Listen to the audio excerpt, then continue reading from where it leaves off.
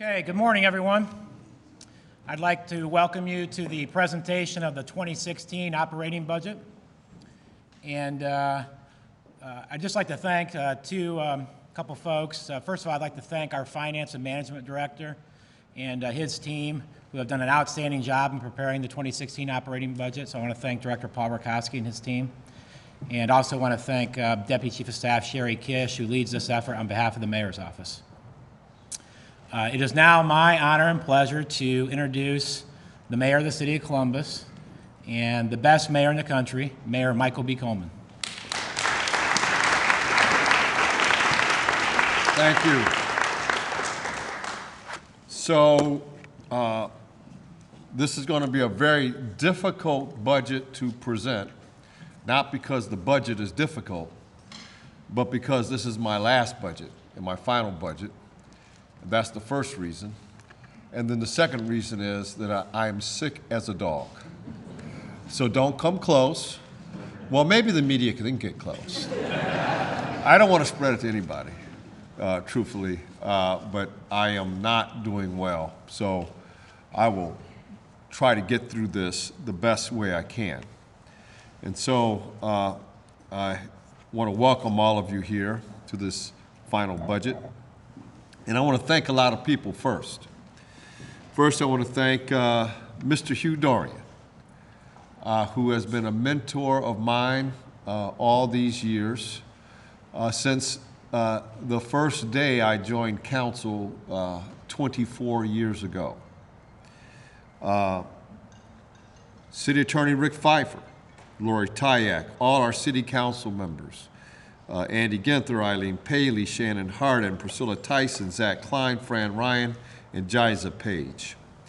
I want to thank all our collective bargaining units, all of whom have gone through these past 16 years, through thick and through thin, through ups and downs, through multiple cycles of the economy.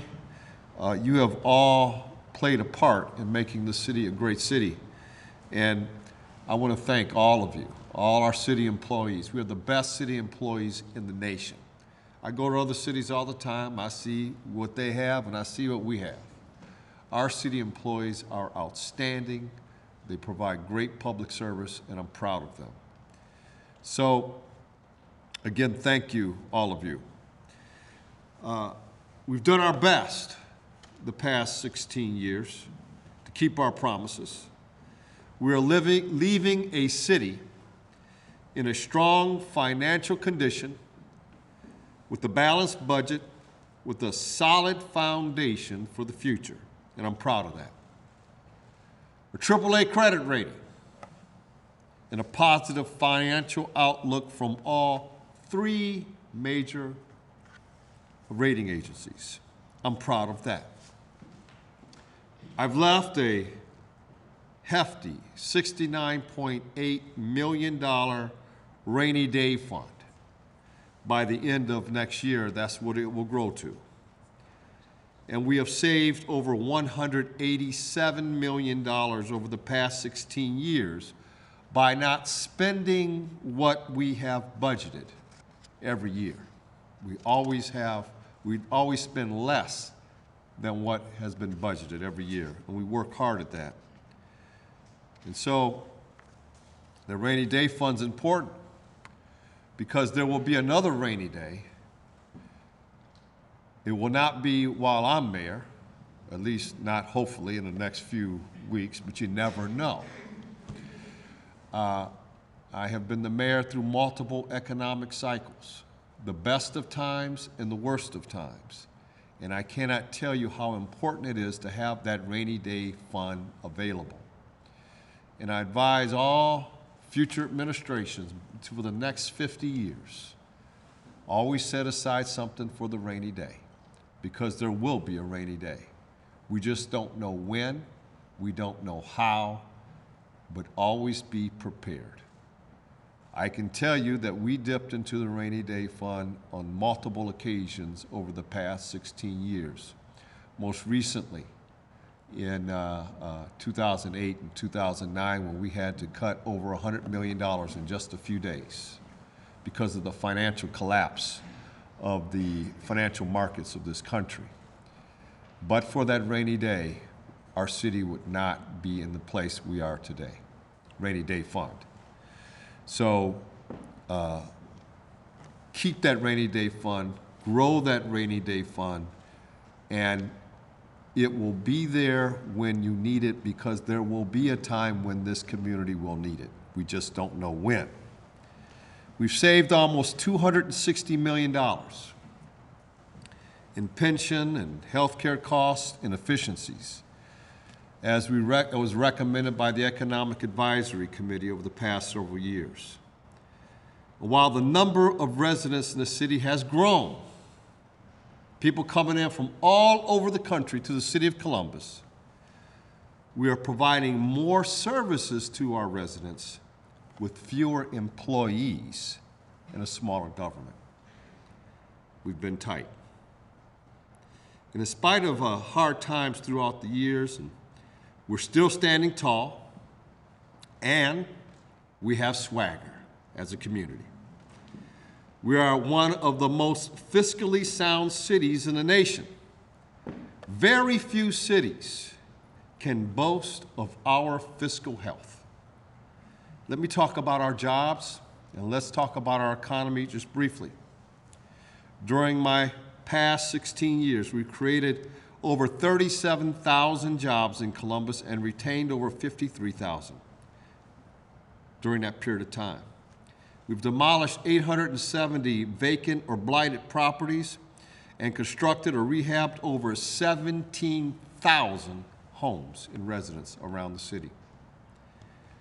The Affordable Housing Trust Corporation, which is something we created during my first term in office, funded over $134 million in loans, creating 9,300 housing units in the city on top of that.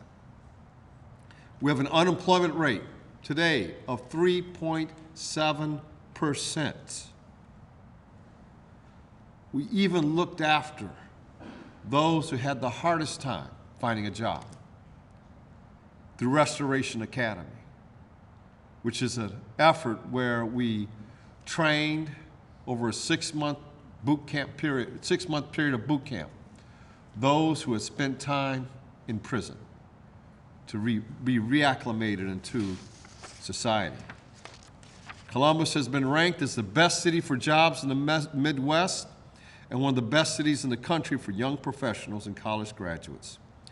Columbus was even voted as the most intelligent city in the world this past year by the Columbus Community Forum. These are all things we can be proud of. Let me talk about education briefly. I see we have the Superintendent Dan Good here. And Dan, if you could stand, I just want to tell you how much I appreciate you and appreciate your leadership with our school system and the improvements I have seen, and we all have seen, as a result of your vision and your work. Thank you so much for everything. So, in this area of education, we have gotten better, but we had to go through a process where we could get better.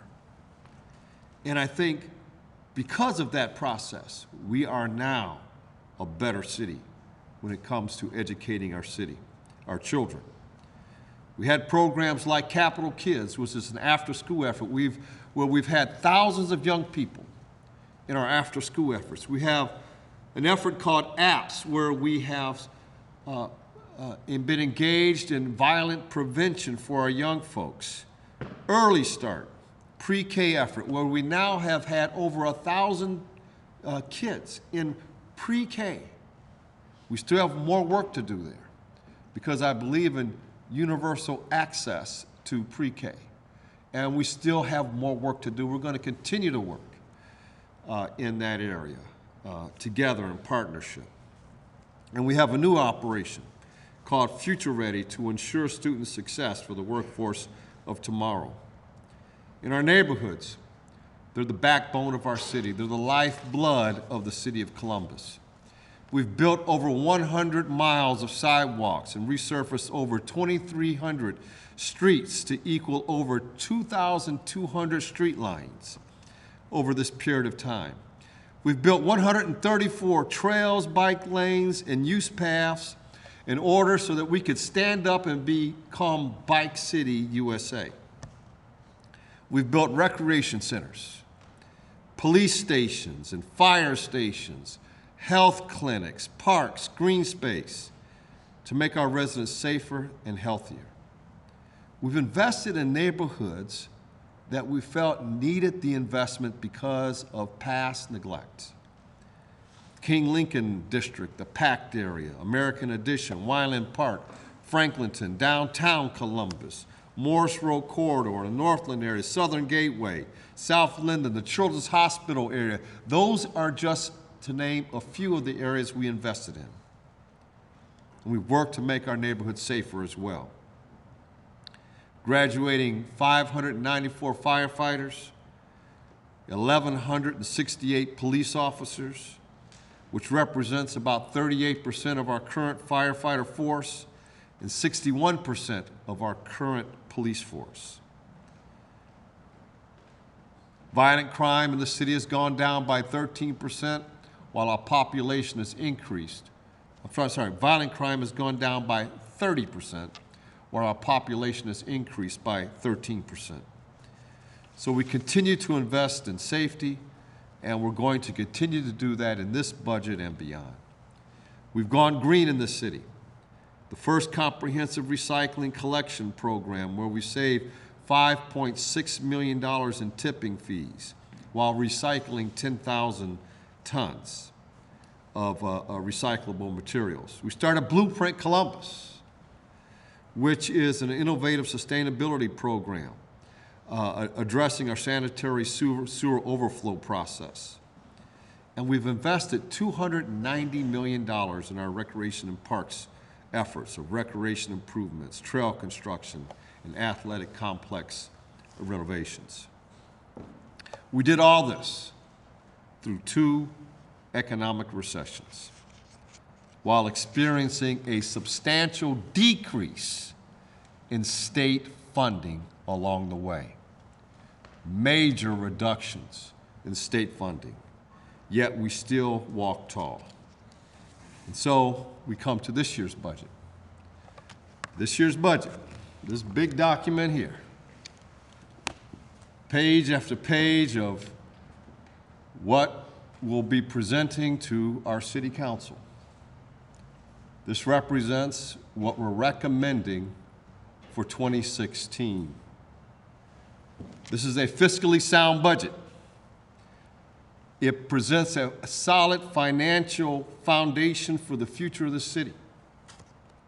So in this budget, we're setting aside over $2 million more into the rainy day fund for the total of $69.8 million to keep us ahead of schedule to reach our goal of $75 million by the end of 2018. In this budget, we're allocating $557.1 million to support safety in our neighborhoods. We'll have 1 class of 40 firefighters and 2 classes of 35 police officers in each class. We're going to continue the funding of the Summer Safety Initiative and all the things we funded this past year. I'm setting aside $500,000 for the purchase of body cameras as well. Now this, I view, as a starter fund until the body camera committee that we've established determines how much is truly needed and to what extent that amount is needed for how many during the next year and what our program will be. They're still in the process of figuring that out, and they're getting a lot of support and information so they can be thoughtful in the process. So I set aside $500,000 as the starter fund for that. And the next mayor can adjust it as the committee comes forward next year as to what those recommendations might be. Last year, we made an unprecedented direct investment in education for our children. So this year's budget, we're going to continue that effort. We're going to allocate $6.3 million in the Department of Education for additional funding for Early Start Columbus, which is pre-K, combined with Future Ready, the organization to advocate education in our city. We're making progress there. And again, Superintendent, thank you for your guidance and your advice and your work in all this. We're allocating also $280,000 to combat the growing heroin epidemic in our city. Heroin use, specifically black tar heroin use, is on the verge of becoming a crisis in Columbus. Heroin deaths accounted for 1,177 unintentional overdose deaths in the state of Ohio last year, according to the state health department. During this past year, our EMS crews have been averaging 7 runs a day on matters related to heroin use.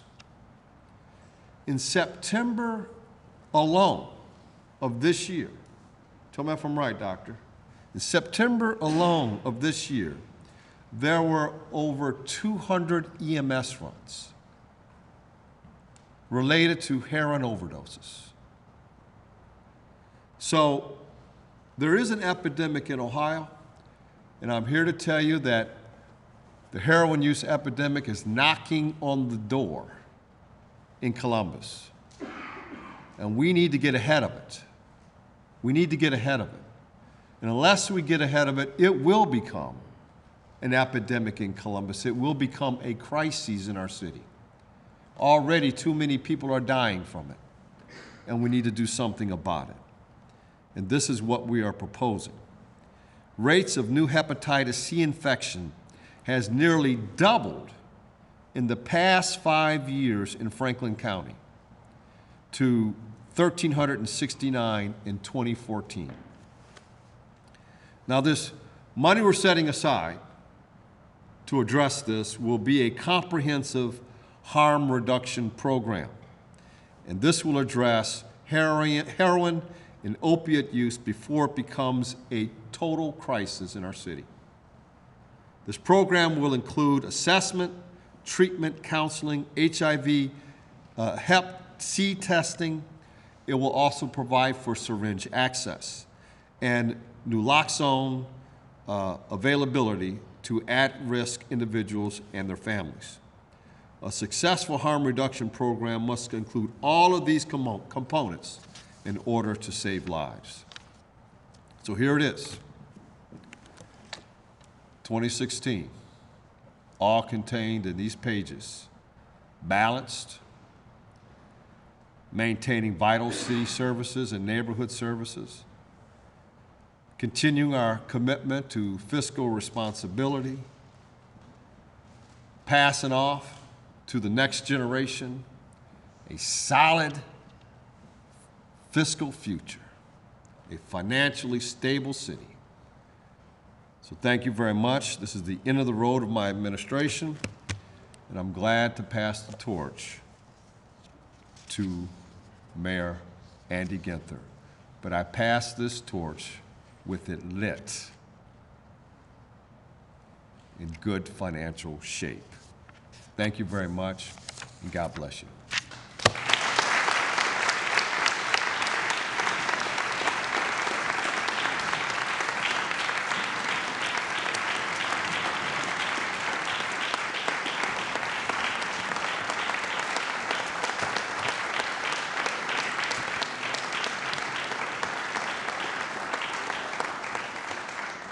Do one-on-ones if you want. The mayor will do one-on-one interviews.